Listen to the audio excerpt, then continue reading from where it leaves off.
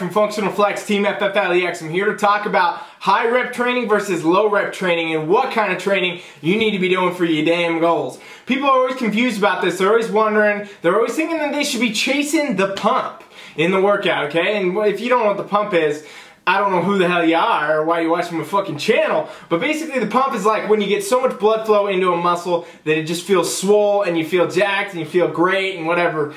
But you know what? It doesn't actually correlate to better training.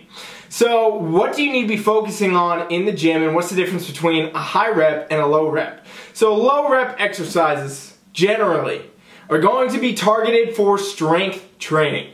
Now I don't mean that in the sense of like strength training as a generic word. I'm talking about literally getting stronger. Okay? So we're talking about reps that are sub 6 reps. So 5, 4, 3s, even 1s, 2s. Those type of reps, those are all strength reps. Meaning that they're going to make you stronger, they're going to make a muscle stronger, but they're not actually going to cause hypertrophy, which is muscle growth.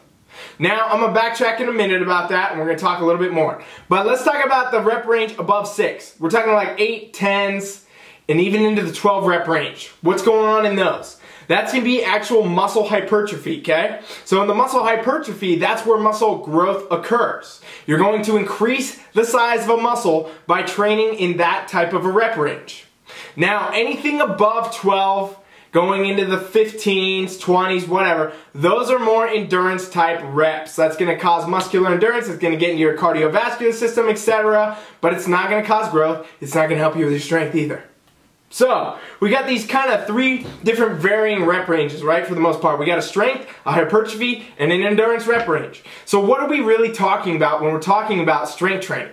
Strength training will make you stronger. But how can that correlate into actually making you bigger? Is because the stronger that you get, the more weight you're going to be able to handle for 8 to 10 reps. See, the key to everything is hitting the rep range in the correct manner. Like, yeah, I can't just go, me for example, I cannot go pick up a 5-pound dumbbell, do 8 reps, and expect to get a result. Even though that's the growth rep range where I should be growing my biceps, I would not grow my biceps with a 5-fucking-pound dumbbell. And a lot of people mistake this. A lot of people don't realize that when you have a target rep, like let's say you have 4 sets of 8, you need to be failing on 8. And failure means form failure, or it means total fatigue failure. To the point where you cannot sustain that rep any longer. That muscle's screaming, it's crying, it's done.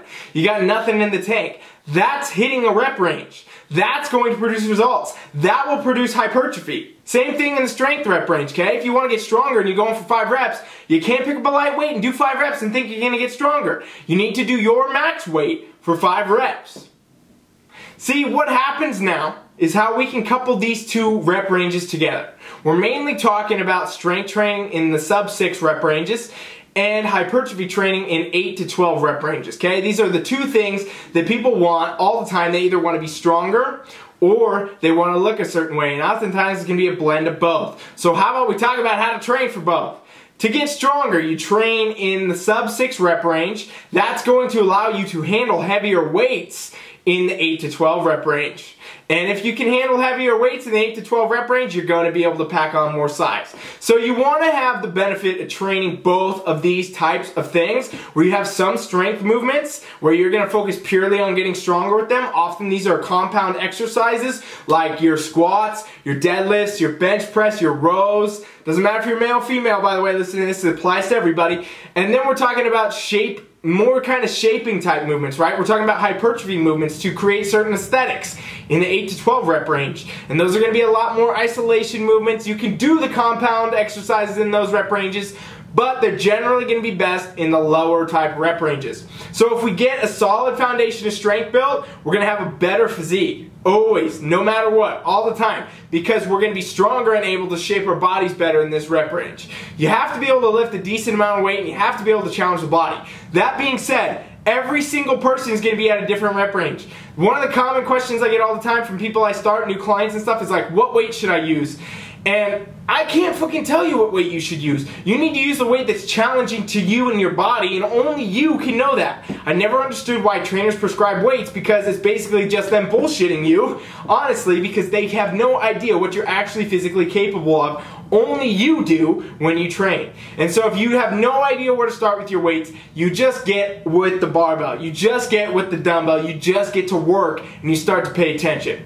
If you get to 8 reps, let's say you have a 4 by 8, so you need 4 sets of 8 reps on an exercise, you get to 8 reps and you can do 10, weight's too light. You can do 12, weight's too light. Can't get to 8, weight's too heavy. Very simple, you guys. You got to track your shit. You got to pay attention, write it down, and then you're going to be able to see kind of where your strength is, where your good hypertrophy weights are, and how you can blend these two together for the best possible results. So make sure that you're not cheating yourself, you're not missing out on the opportunity to actually make some good gains, strength and hypertrophy for the best total physique. Coach Rat is out.